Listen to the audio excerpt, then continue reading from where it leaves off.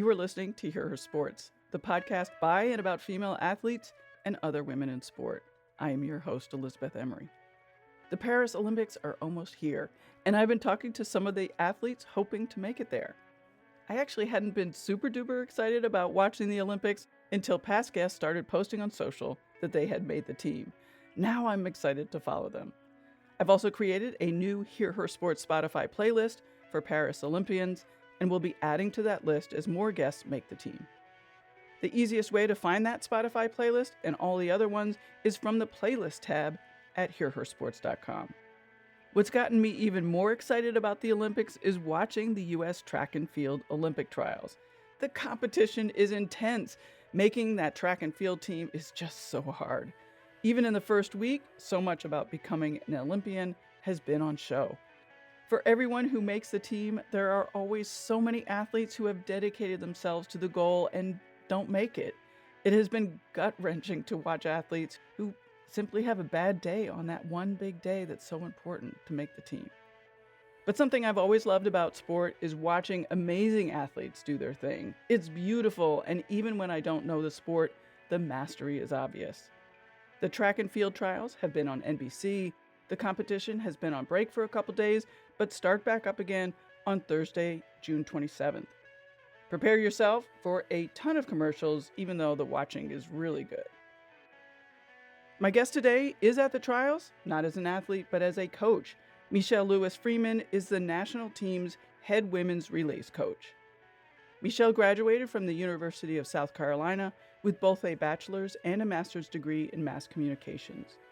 While there, she was a member of the 2002 women's outdoor track and field team who brought the first national championship in any sport to the university. Mechelle had a successful marketing career, then she was called back to sport, so she decided to pursue her childhood dream of becoming an Olympic athlete. And she succeeded.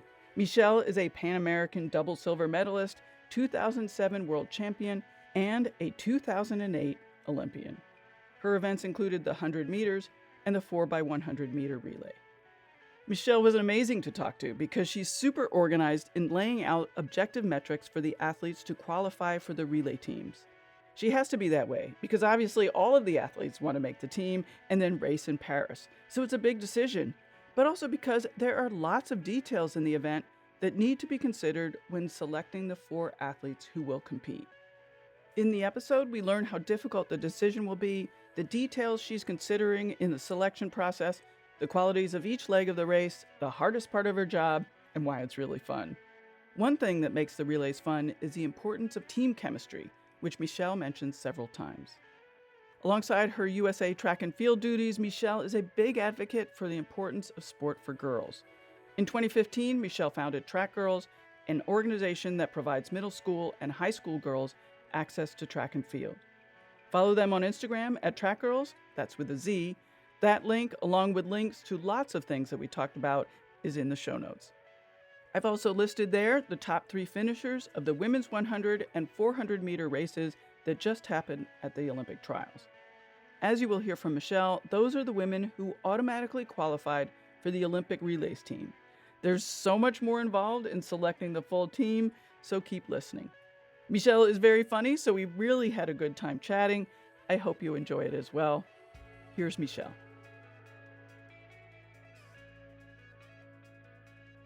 Well, this is so terrific that you're here on Hear Her Sports. I'm really glad this worked out. Thanks. Yes, I'm glad Joy told me about the opportunity. So I just took a look at the platform and it's in line with everything I'm doing.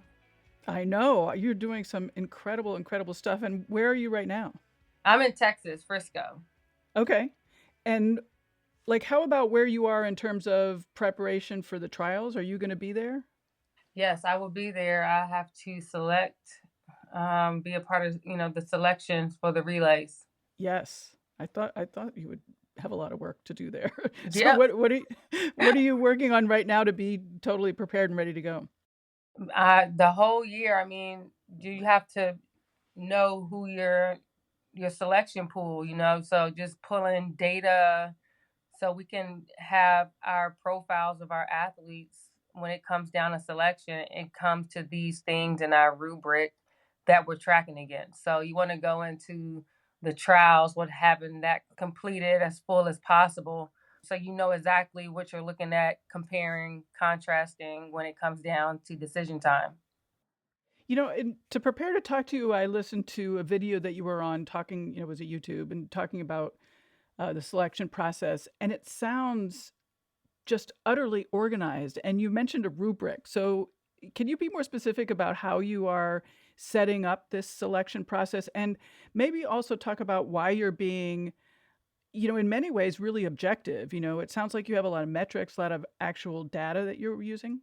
Yeah, so when it comes to the selection of the USA Track and Field Relay Program, it is number one, following the selection procedures as is dictated by World Athletics. So from there, we have three auto selections to our relay pool. The top three in the 100 are the top three already selected for the pool. You have two remaining discretionary selections. The same thing for the 4x4. Top three finishers in the open 400 are auto selected to the pool. You have two additional discretionary selections. And then for the mixed 4x4, we have two discretionary selections each gender. So that's six discretionary selections that Coach Mike Marsh and I, he's the head men's relays coach, I'm the head women's relay coach, just come together to use data that we've been tracking all year, from athlete season's best, personal best, trending performance marks throughout the year, looking up their relay experience, previous teams on relays, their participation in different touch points throughout the year on relays. And then you're using that data to pull that all together to really guide your decision making. One thing about the relay program, the 4x100 in specific, for example, it's a skill event that has a high percentage of skill as you relate that to speed. So you need to take that into account, on the baton passing skill side. We've been able to establish how we track that, and then that's measuring baton speed. How are we getting the baton through the exchange zones as fast as possible? So that's Coach Marsh and my job together. Coach the zones. Athletes come fast already, and our job is to get the baton around the track as best as possible, putting the best athletes on the track in the best positions. So you mentioned the top three. You're meaning at the Olympic trials. I just wanted to clarify that. Yes, top three Yes. finishers for the Olympic Games. Top three finishers in the Open 100 and Open 400 automatically select to the relay pool. And just so I'm clear, the relay pool is for the sake of naming to the team. You have the relay pool, which has 5 spots. 3 of those are auto selected from the top 3 finishers in the Open 100 and 400 at the Olympic trials. And then those other slots are filled by our discretionary considerations.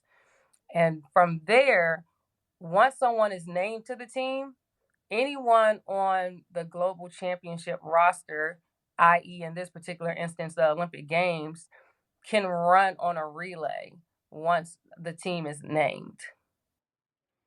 So meaning that somebody who finishes first in the 100 may not actually run on the track in the Olympics in the 4x100 relay. I mean, that's a possibility based on the selection rules. Right. Okay. And I also would think that, the relay is not an individual event. So there's a lot of team dynamics that have to be considered. So I would expect that a lot of that has impact in what your selections are. Coming together as a team is the uniqueness of the relay program. The track and field is, as a sport, known to be an individual event. So it's that one time of bringing people together who are used to competing against one another to operate on one accord. And so it's our job to make sure that they understand what that one accord is, what the objective is, what our goal is, so that everyone is operating from that. The technical side of it is one thing, the science is one thing, but it's the art side to the relays. And that's an energy exchange from each leg. That's going out there, looking at each other and knowing that you can depend on them to do their part. And that's critical and a heartbeat of the outcome of the relays, coming together, understanding how to trust one another, and operating as a true teammate. I gather you have big goals for Paris. Oh, well, we have big goals for Paris. That's one way to put it. I think about Paris every single day, and make sure that I'm prepared every single day to go out there and hit those big goals. So I'm excited that it's here because yes, you're right. I think about achieving those big goals every day. Are you willing to say what those are? Well, everybody wants to win. I mean, yes. Anybody who goes out into an Olympic Games wants to win. And I just want to make sure we go out there and put on a memorable, historic performances.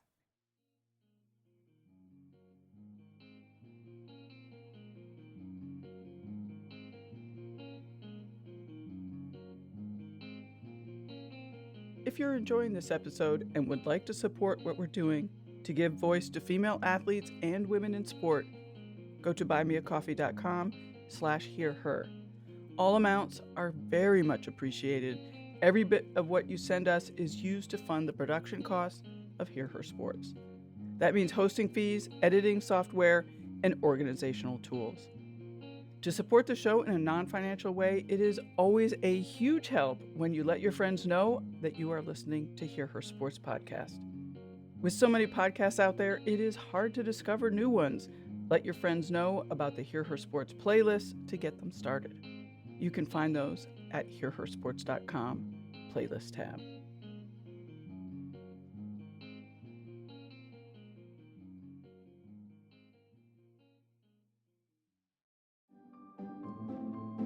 Greetings from Evergreen Podcasts. We're rolling out a listener survey and we want to hear from you. The information in the survey will help us gather statistics and in turn make our shows more appealing to advertisers. I know most people don't like ads, but this is one of the only ways our shows make money and help keep their lights on. We promise it will only take a few minutes, but the impact on our podcasts will be tremendous. As a token of our appreciation, we'll randomly select one lucky participant each month to win an exclusive merchandise package from Evergreen Podcasts. Head to evergreenpodcast.com/listener-survey to help a show and possibly get some free stuff for doing so. We can't thank you enough for the support. Now back to the show. And now back to Mechelle Freeman for more on Olympic relays and about Track Girls, the nonprofit she founded to provide girls access to track and field.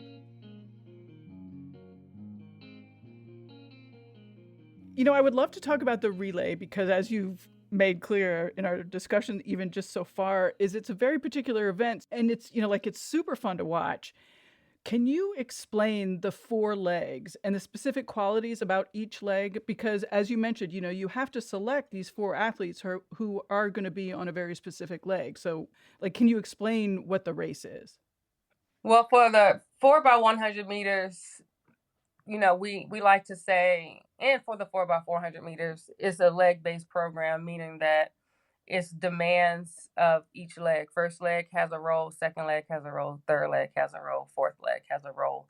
So it's very important to make sure that we are understanding those traits, have the metrics, and understand who is best at the demand of each leg. And as we're going into the decision making, we're putting athletes in those positions that they've demonstrated that they have the strengths to execute that leg, and starting from there. And so we had that opportunity to come together as a team at relay camp and test those theories. And we only have a certain amount of time and space. I mean, you have 3 to 12 touch points as a relay exchange pass with the exact pairs that you're going to end up working with at an Olympic Games for our USA program. And that's because, again, as you're going throughout the whole year, everyone's running their individual races, and you don't have a lot of relay touch points with the exact pairs, because you don't know who those exact pairs are going to be until they make the team at a selection event, such as the Olympic trials or USA championships. So it's important that we have a process that is able to track where people are their strongest as far as the demands of a leg, and then once we have that short amount of time and space, we're able to plug and play and test that out based on what they've demonstrated so far. So, what are the qualities in each of the leg that are key? Yes. So when you think about the qualities of each leg, I mean, a first leg, you're going to need someone who understands how to start, how to be explosive, really set the tone of demanding the race from the gun.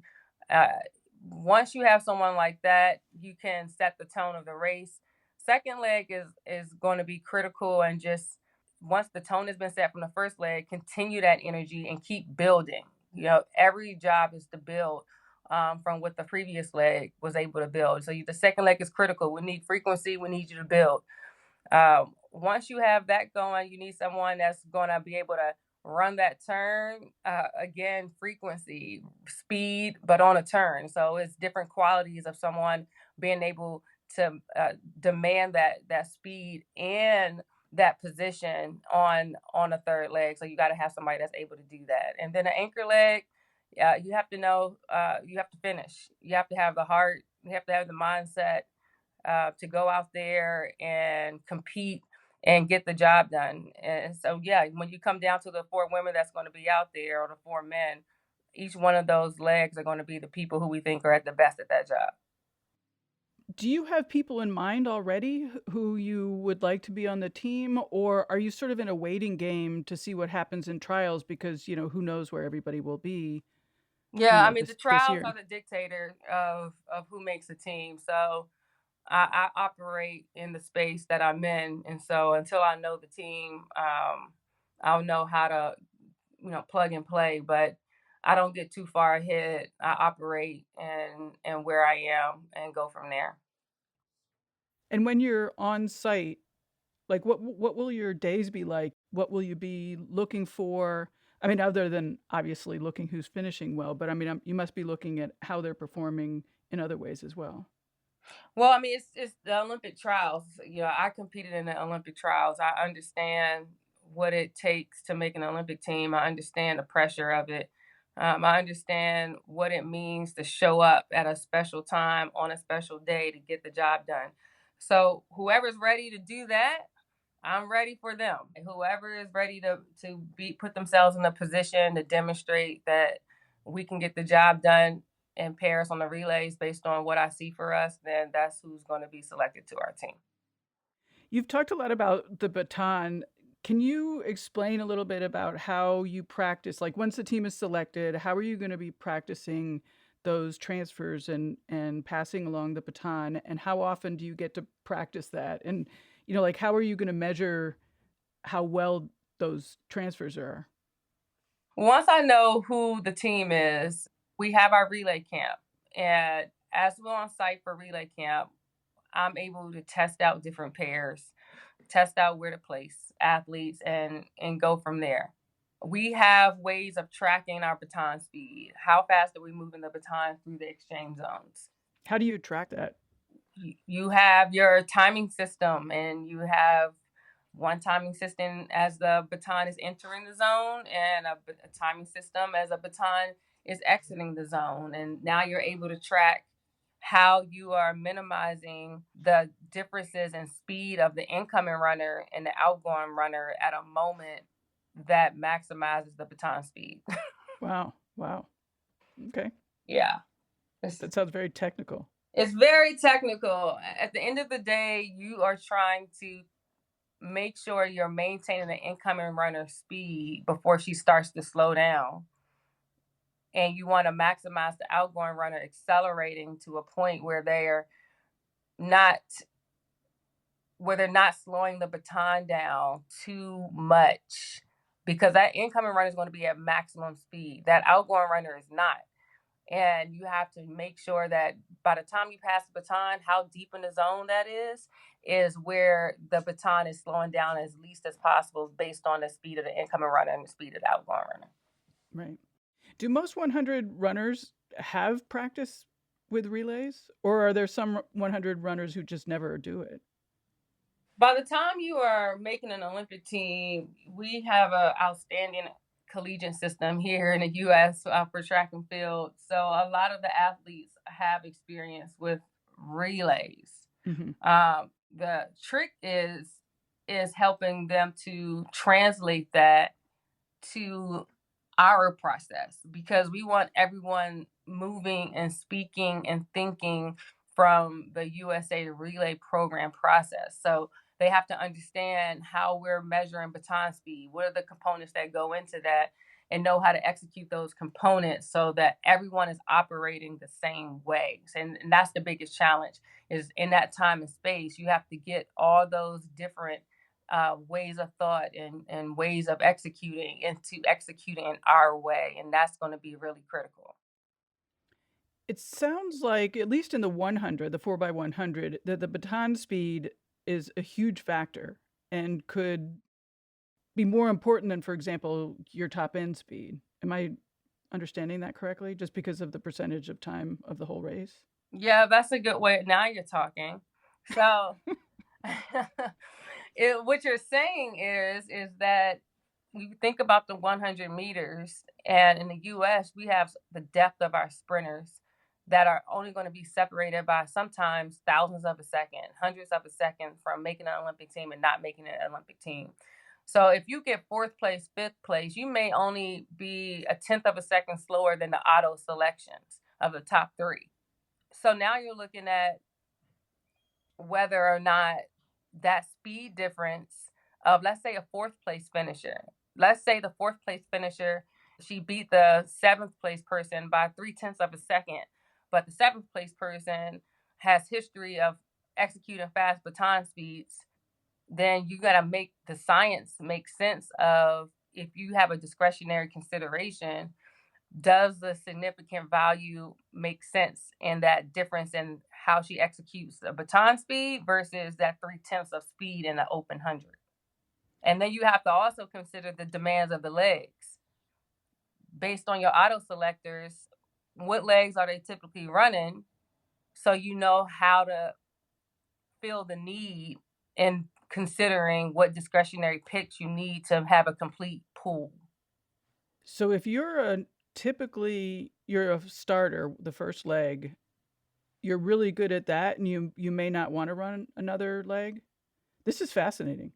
Yeah, I mean, it all depends. It's just all the things you Yeah, have to consider. It's the makeup of your pool. It all right. comes down to the makeup of your pool every single time. And it's that's why it's important to know who your auto selectors are, and then you build the team from. You just continue to build the team from there. So let's talk a little bit about logistics. So the trials are in a couple weeks. How much time after the trials do you have to make the selections of the team? And then when is this camp that you're talking about? We have to make selections during the trials. So by the time we leave, we'll have a great idea of who is going to be selected. So, World Athletics has a deadline, and I work, of course, with the national office of USA Track and Field, and they'll make sure that our names are turned in by then, which is going to be early July. So by the time we get to relay camp, that's going to be the first week before opening ceremonies. So that week before, right before opening ceremonies, is on July 26th, and we'll be done by then, and give them an opportunity on site in Paris to come together before the games kick off. And how long is the relay camp? How many days? Our relay camp is 5 days. 5 days. That's not very long. That's the name of the game. Going back to time and space that we have. Yeah. Yes. Yeah. So what are relay camps going to be like? What are you going to be doing specifically during those 5 days? Testing pairs, getting baton speed data, video analysis, teaching everybody our system, making sure everyone knows how to communicate based on our system. Is getting everyone to speak from one accord, operate from one accord, so that by the time we leave out of there, they know what needs to be done, what's expected for us to go out there and execute in the task at hand, get that done. What is, like, getting the chemistry together? You talk about being in the same accord. Like, is that hard? Is that one of the biggest challenges? Or Like once you're on the Olympic team, you're thinking, yeah, we all want to go for gold. We're ready. Of course, with the relay program, it's always going to be the attitude of I want to run, I want to win, because that's the type of athletes and the type of mindsets that we need. The thing is, there's 4 spots, so you want to make sure that everyone understands the standard, everyone understands the expectations, so we're all operating in the same way. And that's a difficult thing to do, but each is different roles, and we need every role. We need alternates to be physically and mentally prepared to step up at any minute. I've had last minute change outs 5 minutes before our final check-in times. And those athletes need to be mentally and physically prepared to go out there and run. On my preliminary team, sometimes you're a preliminary athlete and you don't run a finals. But I've been that athlete, so I can understand. In 2007 World Championships, that was my role. So you have to understand your role and act in that role. And then our finalists, we have to go out there and have those 4 best athletes who can go out there and get the job done. And if, as long as everyone is understanding that, the importance of their role, the values of their roles, that's what I want to make sure that I'm doing as a leader, as a coach, and making sure that everyone is clear and has clear understanding of how they add value, why they're important, and everybody is necessary for us to go out there and win. That is one of my favorite things about team sports is just having everyone from the top leader, the best runner or best athlete, understand how valuable every single person is. And that person being able to express gratitude, and the person who is the support person understanding how important they are and not get concerned about not being the top athlete. Exactly. That's the tricky part. And it takes time, Sure. because you always want to be that person. It takes, it's a process. And I've been, the women's head coach for the past 3 years. I've been the assistant relays coach since 2015. And so year over year, team over team, I've learned something different every year. And I don't take that lightly, those lessons. And I've been working with the athletes year over year. So those relationships are important. And I don't take that for granted too. And they have to be able to trust me when it comes down to last minute decisions. I have to go to athletes sometimes on the day of a final and say, hey, we're going out there with this new order. We didn't practice it until right now, and we're going to go out there and be just fine. And they have to believe that. So it's important. It's a two-way relationship of respect and honesty, and that's going to be a daily process. Every single time we work together. And I don't take that for granted. Do you guide your athletes that are on the relay team between the end of the trials and, your camp with what they should be doing or what they could be doing to benefit the relay team? Or are they all doing their own thing once they leave the trials until they get to the 5-day camp? Well, we'll have touch points. We have Okay. a team meeting that we'll have and have everyone come together, for instance, virtually. But I always make sure I have a relationship with the personal coaches, with the athletes, so that by the time we're coming into camp, everyone is understanding what I'm thinking as far as the execution on site, how I feel as though their role will be, and how I'm going to start as far as my initial testing on day 1 of relay camp. So when we're coming in, they already understand how we're starting. I want them to be as mentally and physically prepared and we don't, like I said, you only have a short amount of time and space. So you want to take advantage of all time together and make sure they're prepared mentally and physically on what the expectations are from day 1 at camp. Will the runners prepare specifically for the relay in any way? I don't know, practicing baton transfers or something at home? I don't know. Well, it's always good, before they come together. The trick is that you don't have the exact pair, Sure. to practice with. But what you can work on is the components of the process. And so, yes, I will be communicating those things in between time on things that they need to make sure they're executing in their role as a relay runner. So, we go over those things, their acceleration pattern, their baton mechanics, and how their movement of the pass, how they're reading marks. So it's things like that, different components in baton speed that I for sure will be passing along to athletes and coaches to work on before we get together. So you've talked a lot about this pair between the baton transfer. Tell me a little bit more about like why the two people specifically matters and what kind of differences one runner could be from another runner in terms of that transfer.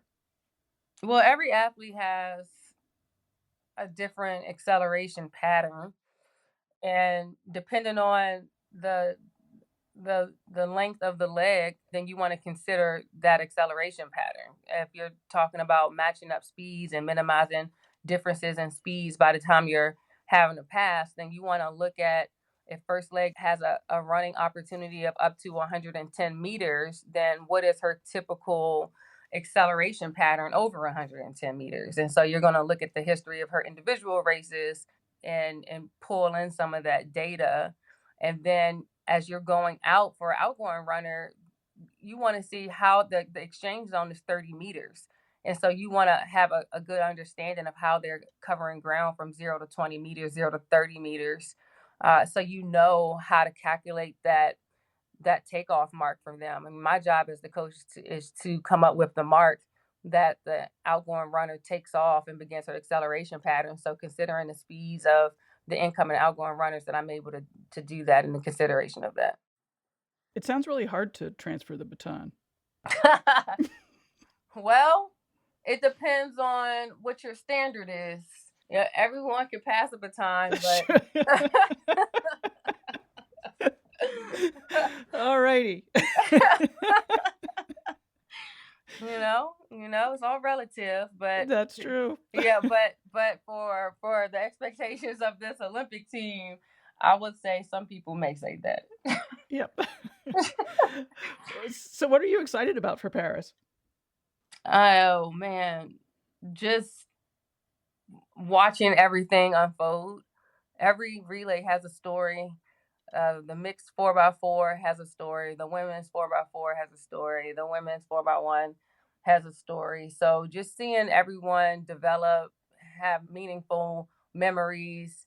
People really develop as an athlete, as a human through the relay program in their own ways. For myself, in my own experiences, in 2008, we were, gold medal favorites, and we were disqualified from dropping the baton in the preliminaries. And I ran second leg on that team. And so I experienced those moments. So they shape you, and that moment will be with me for the rest of my life. So it's some real life-changing moments that happen through the relay program, and it's great ones, and it's ones that sting, but you will have those in Paris, and I look forward to adding to my bank of great memories, because we have some high potential athletes on these Olympic trials coming up, and I can't wait to work with some of the best athletes in the world. It's going to be great. What do you think is going to be fun, or what do you think is going to be a little more challenging to coach between the Olympic trials and the end of Paris? Oh, I think what's going to be fun is that I'm going to be working with the best athletes in the world. Yeah, Yeah, sure. yeah. I mean, that's the fun part. I get to think about how we are going out there and creating some of the most impactful moments in sports history. So that's exciting. That's fun. And this is your first Olympics as the coach, right?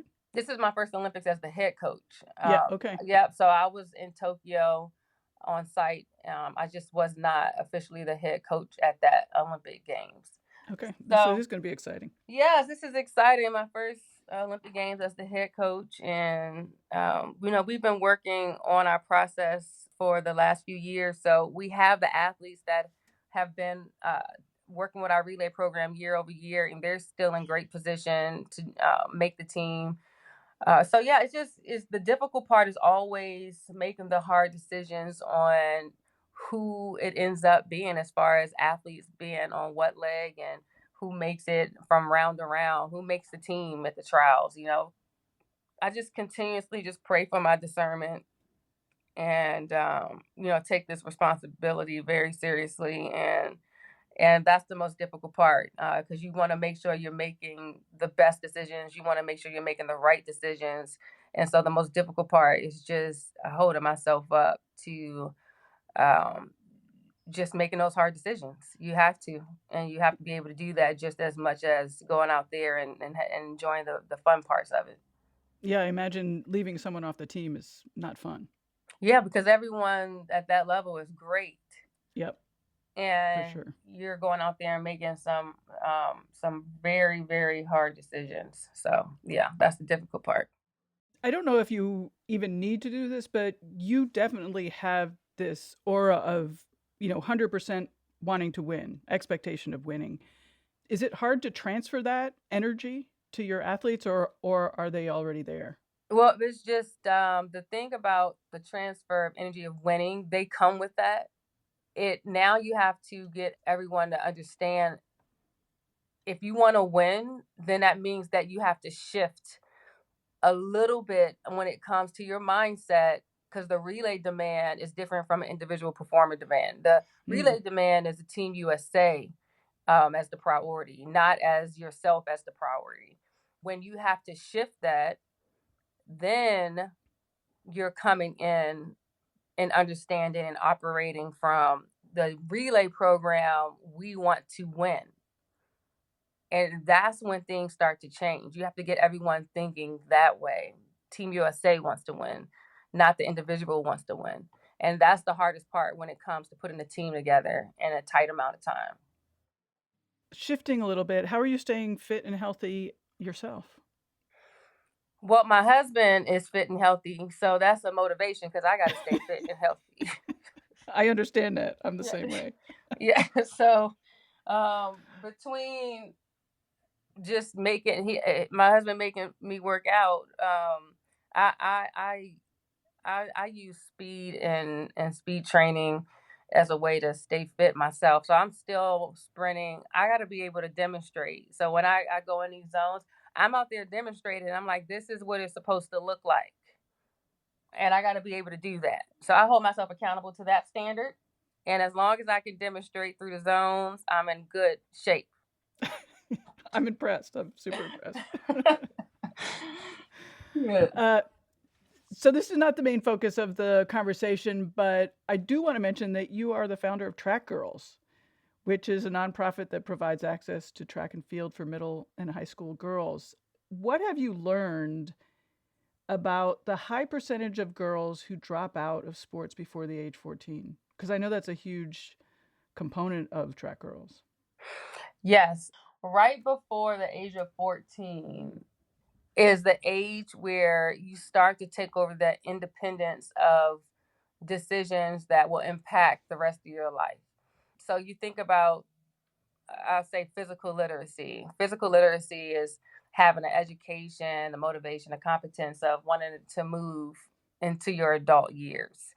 And if it's really not ingrained by your middle school years, then you see the data that shows that girls who are not and youth, and it's youth actually, but when youth that are not taking that decision to be active in sports in that middle and high school years, that 13, that 14 years old when you're about to go into high school, then you see the correlation to movement not being important as far as your adult years lifestyle.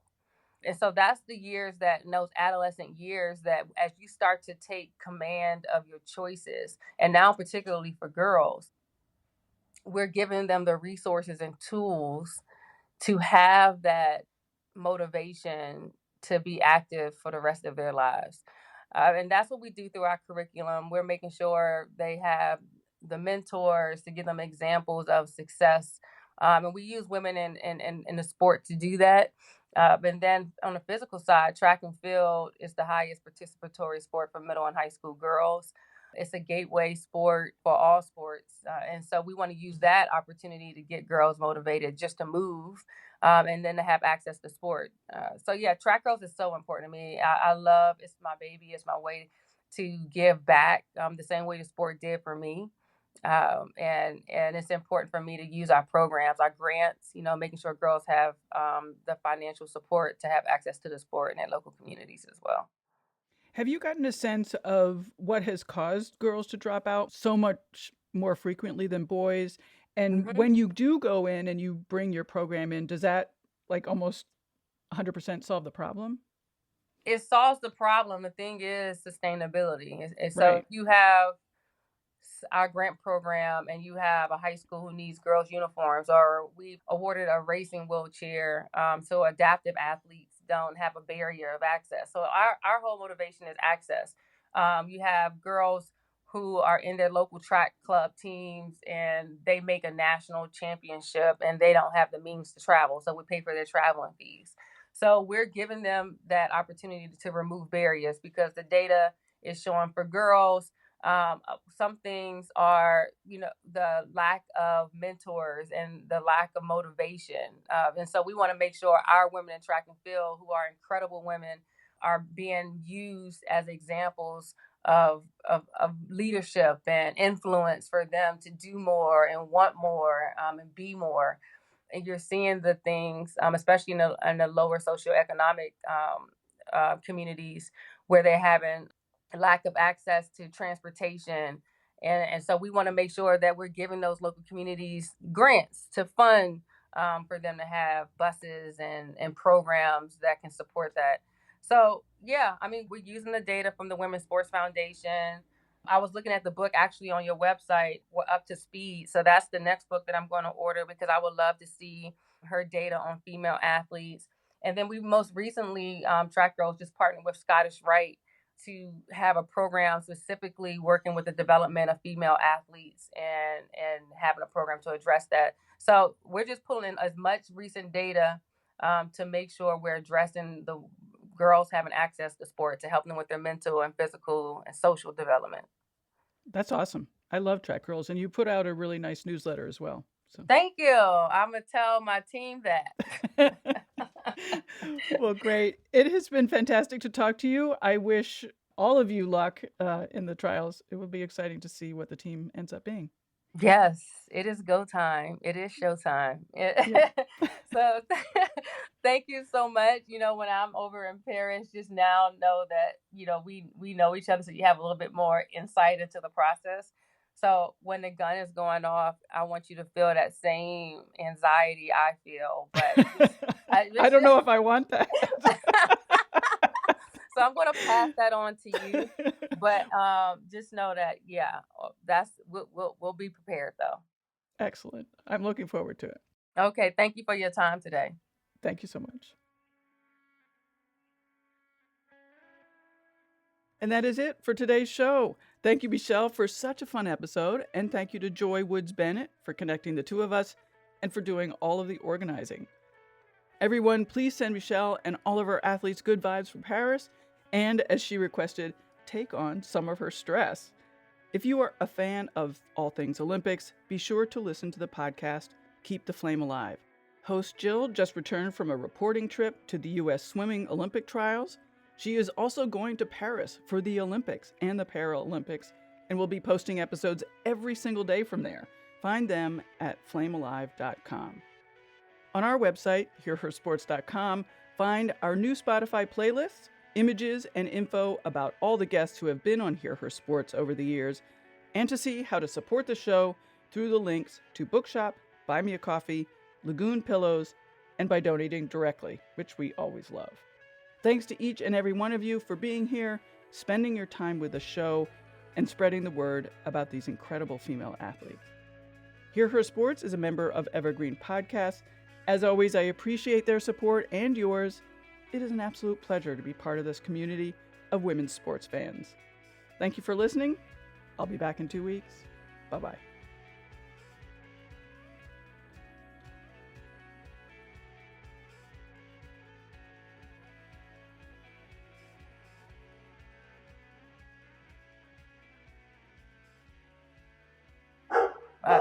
I'm going to have to do that again.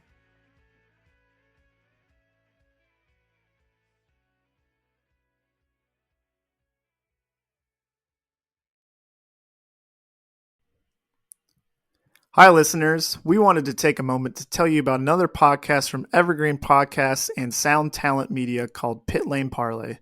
Pit Lane Parlay is the go-to podcast for IndyCar and motorsports-related news. Each episode, we discuss things like our favorite drivers, news clips from the last week, and generally giving each other a hard time about predictions we've made in the past and or life stories that have come up recently. We really have a lot of fun with it and really enjoy each other's company, and we hope you can come join us too.